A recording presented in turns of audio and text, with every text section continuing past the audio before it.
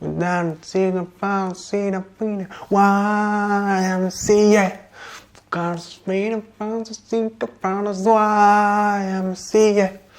Ok, c'est parti. Coucou, c'est Dored, bienvenue et merci d'être là. J'allais me faire mon dessert préféré quand je me suis dit, tiens, pourquoi je le ferais pas en vidéo? Et voilà, pourquoi? Donc t'as vu le titre, ce dessert, c'est le riz au lait de coco. Je suis complètement fou dingue de ce dessert. Il est méga facile à faire, il faut 4 ingrédients et c'est parti quoi. Je veux dire, il n'y a pas besoin de tourner ou de sautiller, voire même de patauger. Pas la peine avec ce dessert. C'est parti tout de suite. On y va maintenant. Go. Paf. Pour environ 4 personnes, il faut 150 g de riz rond, 60 g de cassonade, 40 centilitres de lait de coco et 70 centilitres de lait. Donc proportionnellement, il n'y a pas beaucoup de sucre. Bon, déjà parce que j'aime pas les desserts trop sucrés, mais aussi parce que le lait de coco, c'est déjà un peu sucré. Après, si tu aimes les desserts un peu plus sucrés, n'hésite pas à partir plutôt sur 80 voire 100 g de cassonade. Première chose à faire, c'est de rincer ton riz. Tu le rinces dans une passoire une bonne minute. Voilà, je ne te montrerai pas cette étape parce que mon aiguille n'est tout simplement pas présentable. Non, ça ne sert à rien d'assister, vraiment. Une fois que tu as bien rincé ton riz, tu fais chauffer le lait et le lait de coco.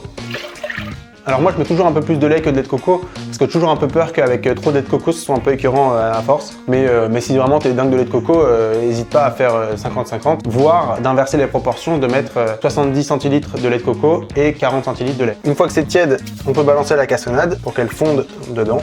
Juste pense à prendre une casserole assez grande parce que le riz à la cuisson évidemment il va gonfler. Là il faut juste amener le mélange lait de coco lait à ébullition. On remue régulièrement en allant bien au fond parce que...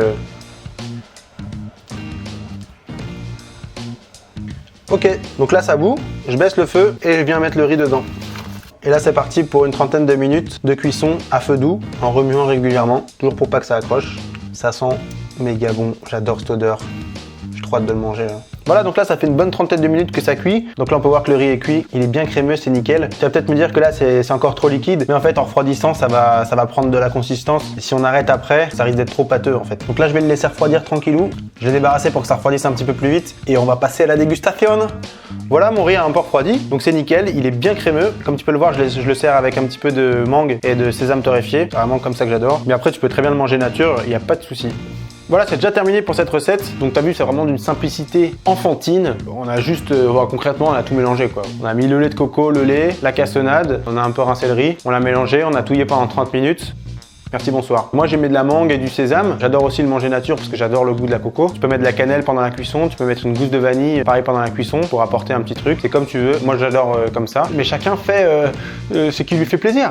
Je veux dire, moi, qui suis-je pour imposer des règles comme ça, à dire non, comme ça. Tu peux me mettre des haricots verts dedans, il n'y a pas de problème. Haricots verts. On goûte ça tout de suite. C'est super bon. Bah, c'est mon dessert préféré, je te l'ai dit de toute façon, hein. Pas de mystère. En plus, j'adore. Pas trop par la bouche pleine non plus parce que c'est vraiment pas trop sucré. C'est aussi pour ça que je le mange avec des fruits. De toute façon, si tu le trouves pas assez sucré à ton goût, bah tu rajoutes un petit peu de sucre quand il est encore tiède. Le sucre va fondre dedans, il n'y a pas de problème. Pas non plus, un peu anglais. Voilà, c'est déjà fini. Donc encore une fois, 4 ingrédients. Bim. C'est un dessert fantastique. Ça me tenait à cœur de te le présenter. C'est chose faite, j'en suis ravi. Si t'as aimé cette vidéo, n'hésite pas à mettre un petit pouce. Si tu veux être au courant des prochaines vidéos, n'hésite pas à t'abonner. Et je t'invite aussi à me suivre sur mon Insta, Dored Kitchen. Bien, ça va être très sympa. Sur ce, je te fais une avalanche de bisous et je te dis à la prochaine recette. Voilà, c'est déjà fini pour... Oh my god. Ça me touche énormément. Parce qu'en fait, vraiment, je suis ému. Coucou, c'est Gadou. Et aujourd'hui, je vais vous présenter la recette des croquettes friscasse.